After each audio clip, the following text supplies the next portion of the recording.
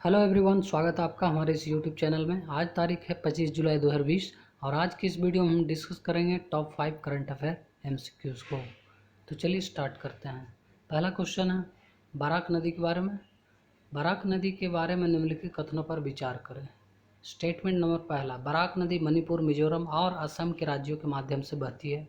Statement number 2, Bangladesh के माध्यम से बहने के बाद बराक नदी बंगाल की खाड़ी में गिरती है। स्टेटमेंट नंबर 3, टिपमुख बांध बराक नदी पर एक प्रस्तावित तटबंध बांध है। उपरोक्त में से कौन सा कथन सही है आपको बतलानी है। ऑप्शन ए केवल 1 2, ऑप्शन बी केवल 2 3, ऑप्शन सी केवल 1 3, ऑप्शन डी सभी 1 2 एंड 3। ओके, इसका राइट आंसर है ऑप्शन डी सभी। ओके, बराक नदी जो है मणिपुर, मिजोरम, आसाम से होते हुए बहती है और ये बांग्लादेश होते हुए बंगाल की खाड़ी में जाके गिर जाती है। ठीक है। तीसरा जो है टिपमुख बांध बराक नदी पर प्रस्तावित तटबंध बांध है, रिसेंटली गवर्नमेंट ने अनाउंस किया था। ओके, तो हम देख लेते हैं कुछ इंपॉर्टेंट फैक्ट्स। ये आप एरिया देख पा रहे होंगे। ओके, तो ये जो मिजोरम देख रहे हैं, यहाँ पे ये जो बांध है यहाँ पे बनाया जा रहा है। ठीक है, यहाँ पे ये बांध बनाए जा रहे हैं, टिपमुख बांध, और ये जो है बराक रिवर पे बनाया जा रहा है। ठीक है, यहाँ पे टिपमुख बांध आप देख सकते हैं यहाँ पे प्रस्तावित है। ओके, तो ये जो बराक रिवर है उसको नेशनल वाटरवे 6 भी कहा जाता है और ये मणिपुर, नागालैंड, मिजोरम, आसाम होते हुए बंगाल की खाड़ी में गिर जाती है। ओके, तो ये कुछ इंपॉर्टेंट फैक्ट आपको याद रखनी है। आगे बढ़ते हैं। नेक्स्ट क्वेश्चन है विधि आयोग से संबंधित। भारत के विधि आयोग के संबंध में निम्नलिखित कथनों पर विचार करें। स्टेटमेंट नंबर पहला, भारत का विधि आयोग या कानून आयोग भारत सरकार द्वारा समय समय पर गठित एक वैधानिक निकाय है। स्टेटमेंट नंबर 2, आयोग प्रत्येक 5 वर्षों में फिर से गठित यानी कि पुनर्गठित किया जाता है हर एक 5 वर्ष में। तीसरा स्टेटमेंट है कि विधि आयोग सुमोटो, ओके, यानी कि स्वतः संज्ञान लेते हुए वह कानूनों में अनुसंधान यानी कि रिसर्च और भारत में मौजूदा कानूनों की समीक्षा यानी कि रिव्यू कर सकता है। आपको बतलाने उपरोक्त में से कौन से कथन सही नहीं है। ओके, सही नहीं है बतलानी। तो कौन से कथन सही नहीं है, सॉरी। हाँ, तो ऑप्शन ए केवल 1 2, ऑप्शन बी केवल 2 3, ऑप्शन सी केवल 1 3, ऑप्शन डी 1 2 एंड 3। ओके, इसका राइट आंसर है ऑप्शन ए। तो 1 एंड 2 सही नहीं है। ठीक है, अकॉर्डिंग टू ऑप्शन। तो इसका राइट आंसर होगा क्या, 1 एंड 2। ओके, तो हम देख लेते हैं कि विधि आयोग जो है वो एक नॉन स्टैट्यूटरी बॉडी है। ठीक है, समय समय पर गवर्नमेंट ऑफ इंडिया द्वारा गठित किया जाता है। ये एक नॉन स्टैट्यूटरी बॉडी यानी कि गैर वैधानिक निकाय है, ये याद रखनी है आपको। और इसका हर एक 3 वर्षों में पुनर्गठित किया जाता है। हर 3 वर्ष में इसका पुनर्गठन किया जाता है केंद्र सरकार द्वारा। और वर्तमान में जो 21वें लॉ आयोग का जो ड्यूरेशन था, टेन्यूर था, वो 31 अगस्त 2018 तक था। ठीक है, और इसके बाद अब 22वें विधि आयोग का गठन किया जाना था और वर्तमान में अभी गजट में प्रकाशन नहीं हुआ है सरकार के गजट में, तो हम कह नहीं सकते। लेकिन हाँ, इतना याद रखें कि वर्तमान में अभी नया 22वें विधि लॉ कमीशन के गठन की बात होनी है। ओके, तो आई होप कि आप समझ पाए गए होंगे। तो बढ़ते हैं हम अगले क्वेश्चंस की ओर। हाँ, तो नेक्स्ट क्वेश्चन है निम्नलिखित बयानों पर विचार करें यानी कि कथनों पर विचार करें। ऑप्शन ए, नेपाल भारत, चीन और बांग्लादेश के साथ अपनी अंतर सीमा साझा करता है। नेपाल जो है भारत, चीन, बांग्लादेश के साथ अपनी सीमा साझा करता है। स्टेटमेंट नंबर 2, नेपाल 5 भारतीय राज्यों के साथ अपनी सीमा साझा करता है। स्टेटमेंट नंबर 3, उत्तर प्रदेश भारतीय राज्यों के बीच नेपाल के साथ सबसे लंबी भूमि सीमा साझा करता है। ओके, उपरोक्त में से कौन सा कथन सही है। ऑप्शन ए केवल 1 2, ऑप्शन बी केवल 2 3, ऑप्शन सी केवल 1 3, ऑप्शन डी 1 2 एंड 3। सो इसका राइट आंसर है ऑप्शन सी, केवल 1 एंड 3।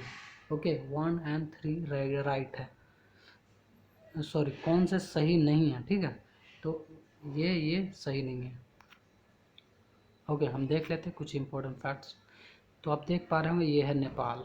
ओके, तो ये नेपाल है और ये जो है होम जहाँ लिखा हुआ ये बिहार है। ठीक है, और यहाँ पे ये आपका सिक्किम पड़ जाता है, ठीक है। और ये आप देख रहे होंगे, ये अपना बंगाल जो है, कलकत्ता बंगाल, इसका बॉर्डर है। तो हम कह सकते हैं बांग्लादेश का बॉर्डर तो नहीं है, लगता होगा, मतलब हल्का सा यहाँ पर अथी कर देता है, और ये आसाम आ जाता है। तो है तो ये बंगाल का बॉर्डर, बांग्लादेश का, तो यहाँ पे टच नहीं करता है ये आपका नेपाल में। ओके, तो याद रखिएगा बांग्लादेश का जो बॉर्डर है वो नेपाल से नहीं लगता। ओके, एंड भूटान का भी नहीं लगता, क्योंकि बीच में सिक्किम आ जाता है। तो बिहार का है, एंड यूपी है, और इधर उत्तराखंड है। ओके, और एक सिक्किम हो गया अपना, और इधर तो पूरा चाइना हो गया। तो सबसे अधिक जो लॉन्गेस्ट बॉर्डर शेयर करता है कोई भारतीय राज्य, तो वो है बिहार, ठीक है। यहाँ से यहाँ तक ये पूरा जो है ये बिहार है। तो बिहार सबसे अधिक नेपाल के साथ बॉर्डर शेयर करता है। ओके, नेक्स्ट क्वेश्चन, अगला क्वेश्चन है, हाल ही में समाचार में देखा जाता है सिमोर द्वीप स्थित है, यानी कि सिमोर द्वीप कहाँ स्थित है, हाल ही में न्यूज में रहा। Option A Greenland, option B Sumatra, option C Madagascar, and option D Antarctica.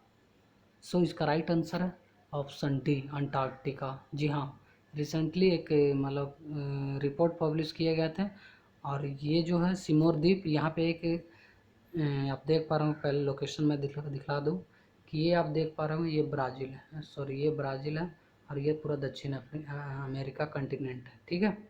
तो ये कंटिनेंट के जो साउथ में है, ये बेसिकली एकदम सबसे नदर्न पॉइंट, यानी कि बोला जाए तो सबसे उत्तरी पॉइंट पे ये सिमोर द्वीप है। यहाँ पे एक स्टेशन है, मॉनिटरिंग स्टेशन, जो यहाँ की टेम्परेचर को मेज़र करती है। तो रिसेंट में यह पाया गया कि यहाँ का टेम्परेचर ऐसा पहली बार हुआ जो कि 20% यानी 20 डिग्री सेल्सियस से अधिक पाया गया। ओके, 20 डिग्री से अधिक बढ़ गया, लगभग 20.75 डिग्री सेल्सियस हो गया था। ओके, तो ऐसा पहली बार हुआ, तो ये सिमोरा द्वीप इसलिए न्यूज़ में रहा था, ठीक है। ये कुछ इस तरह से दिखता है, अगर आप जूम करेंगे इस लोकेशन को तो ये कुछ इस तरह से दिखेगा। ये जेम्स रोस है, सॉरी सॉरी, हाँ, तो ये जेम्स रोस है, और यहाँ पे सिमोरा द्वीप है आपका, ठीक है। 14 कैब्रल, और इस तरह से और भी कई सारे आइलैंड आपको दिख पा रहे होंगे। ओके, तो बढ़ते हैं हम अगले क्वेश्चंस की ओर। This is a last question. ये उपभोक्ता संरक्षण अधिनियम 2019 से संबंधित है। इनके बारे में निम्नलिखित कथनों पर विचार करें। ओके, यानी कि उपभोक्ता संरक्षण अधिनियम 2019 के बारे में निम्नलिखित कथनों पर विचार करें। यह उपभोक्ता के अधिकारों को बढ़ावा देने, रक्षा और लागू करने के लिए केंद्रीय उपभोक्ता संरक्षण प्राधिकरण CCPA यानी कि सेंट्रल कंज्यूमर प्रोटेक्शन अथॉरिटी स्थापित करता है, और CCPA उपभोक्ता अधिकारों के उल्लंघन में जांच कर सकता है। ओके, दूसरा स्टेटमेंट, ई कॉमर्स प्लेटफॉर्मों और स्वास्थ्य संबंधी सेवा प्रदाताओं, ओके, यहाँ दो चीज़ें, एक ई कॉमर्स प्लेटफॉर्म, दूसरा स्वास्थ्य संबंधी जो सेवा प्रदान करती है हमें, उनके द्वारा अगर अनुचित व्यापार अभ्यास की जाती है तो उनके रोकथाम के लिए भी यह अधिनियम उपबंध करता है, यानी कि कवर करता है। ओके, तीसरा स्टेटमेंट, विवाद यानी कि डिस्प्यूट रिजोल्यूशन हेतु, विवाद समाधान हेतु एक वैकल्पिक तंत्र मध्यस्थता की भी बात करता है। यह अधिनियम में प्रावधान किया गया है। तो आपको बतलाने कौन से कथन सही है। तो जैसा कि आप देख ही पा रहे होंगे, ऑप्शन सी जो है राइट है, यानी कि 1 और 3 सही है। ओके,